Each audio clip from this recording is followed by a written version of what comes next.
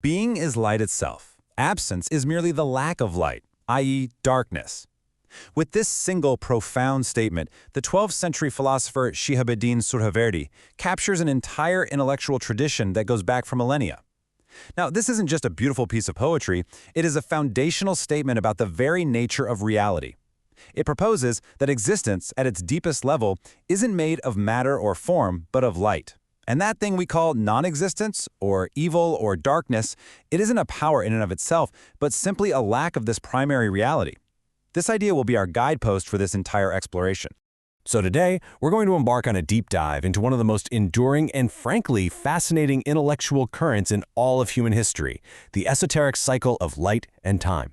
We're going to trace the philosophical roots of Iranian esotericism, a journey that starts in the dualistic world of ancient Mazdaism and is reborn, in a way, within the Illuminationist theosophy of Islam. This is really a story about how we as humans have wrestled with the biggest questions: good and evil, being and nothingness, and the fundamental nature of the universe itself. To help us navigate this pretty complex history, we're going to move through 5 distinct stages. First, we'll look at the foundational problem, what we're calling ancient Iran's dilemma. Then we'll explore a very radical solution in Zurvan, the absoluteness of time. After that, we'll see a major shift with Nur, the essence of being. Fourth, we'll investigate how all this ancient wisdom was brought back to life in the revival of Illuminationist philosophy. And finally, we'll see how this tradition is still very much alive in the idea's constant echo.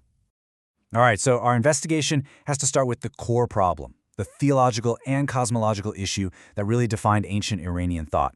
It's this idea of a universe built on a very stark and powerful dualism. This is the central dilemma that would keep philosophers and mystics busy for centuries. First things first, it's really important to get this. Mazdaism is so much more than just a simple set of religious rules or rituals. It represents a massive synthesis of thought, one that was forged in the intellectual melting pot of Babylonian and Median cultures. You see, beyond its outward practices, it has this deep inner or esoteric ontology, a very systematic understanding of what being is, the metaphysics of time, and the ultimate origin of the soul. It's this philosophical core that allowed it to become a wellspring for so many different schools of thought, everything from Zoroastrianism to Gnosticism. And this right here, this is really the key to unlocking this entire intellectual tradition. You have to understand the distinction between the exoteric, that's the outer, public, ritual side of things, and the esoteric, which is the inner, metaphysical, hidden dimension. The exoteric, well, that gives you the structure for society and religious life. But the esoteric, that's where the thinkers try to understand the very fabric of reality, to get at the hidden truths behind everything we see. It's in this esoteric realm that the great dramas of light, darkness, and time really play out. So, you've got this universe seemingly split between two equal opposing powers. What do?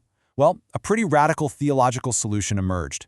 This school of thought, which we call Zurvanism, tried to solve this tension of dualism by suggesting a single, higher principle that came before both good and evil. You see, the big question in Mazdaeanist thought was this: if Ahura Mazda, the principle of good and light, is the supreme creator, where on earth does this powerful, real force of evil, Angra come from? If they're both uncreated and eternal, you're stuck with a dualism you just can't resolve. Zurvanism tackles this problem head-on.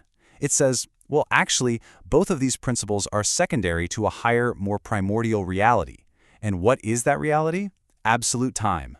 So what exactly is Zurvan? Well, think of it as the ultimate underlying reality, a sort of foundational fabric of time and space. It's absolute, it's uncreated, and it has no limits. And here's the crucial part. Zurvan is neutral. It exists completely beyond our categories of good and evil. It has no human-like judgments, no passions. And it's from this single transcendent principle that the twin spirits, Ahura Mazda, the light, and Angra, the darkness, are born. This elegantly solves the dualism problem by tracing both cosmic forces back to one unified source. And this idea gets even more detailed. They actually broke down time into 2 different forms. First, you have Zurvan Akarana, or limitless time. This is time in its absolute, eternal, uncreated state. It's the primordial unity, the potential where opposites like light and dark haven't even been separated yet. It's the womb of all possibility. And then you have Zurvan Dargo Chhunata, or limited time. This is the created, cyclical, finite time of our cosmic history. And it's within this 12,000-year cycle that the great drama, the conflict between Ahura Mazda and Angra, is destined to unfold. And this is where it gets fascinating. They had this creation myth that acts as a really sophisticated way of explaining the problem of evil. The story goes that limitless time, Zervan performs sacrifices for 1,000 years because it wants a son who will create the world. But right at the very end, a moment of doubt enters Zervan's mind. Will this sacrifice actually work? And from the very substance of that doubt, the dark principle, Everamen, is conceived.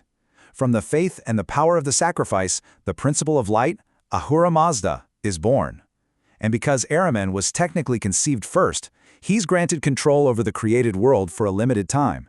So this myth gives a philosophical explanation for why evil exists and can even seem dominant, but not as an equal power, rather, as the unintended byproduct of a moment of doubt within the absolute itself. Okay, so fast forward a few centuries. The whole conversation starts to shift. Thinkers begin to move away from time as the ultimate principle and turn towards something else entirely, an ontology of pure light.